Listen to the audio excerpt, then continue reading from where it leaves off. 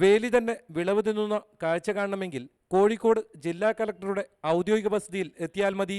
2015 September 17-നാണ് കലക്ടറേറ്റിലേക്ക് ലക്ഷങ്ങൾ ചിലവഴിച്ച് 2 ആഡംബര ശ്രേണിയിൽപ്പെട്ട വാഹനങ്ങൾ വാങ്ങിയത്.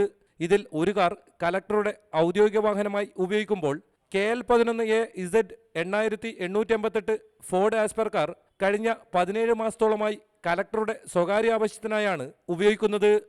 ഇങ്ങനെയുള്ള ക്രമക്കേടുകൾ ചെയ്യുന്ന ഒരാളെ ജില്ലാ ആസ്ഥാനത്ത് വെച്ചാൽ എന്തുണ്ടാവും, അദ്ദേഹത്തിൻ്റെ കീഴിലുള്ള ഉദ്യോഗസ്ഥന്മാർ എങ്ങനെ പ്രവർത്തിക്കും എന്നാണ് എനിക്ക് സർക്കാരിനോടും ബഹുമാനപ്പെട്ട കേരളത്തിലെ ചീഫ് സെക്രട്ടറിയോടും ചോദിക്കാനുള്ളത്. ചട്ടങ്ങൾ ലംഘിച്ചുകൊണ്ട് ഉപയോഗിക്കുന്ന വാഹനത്തിൽ സർക്കാർ ശമ്പളം കൈപ്പറ്റുന്ന ഡ്രൈവറെയും നിയമിച്ചിട്ടുണ്ട്.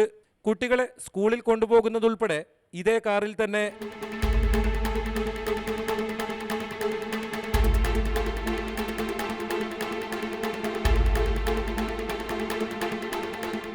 സംഭവത്തിൽ ധനകാര്യ പരിശോധനാ വിഭാഗത്തിനും ചീഫ് സെക്രട്ടറിക്കും പരാതി ലഭിച്ചിട്ടുണ്ട്.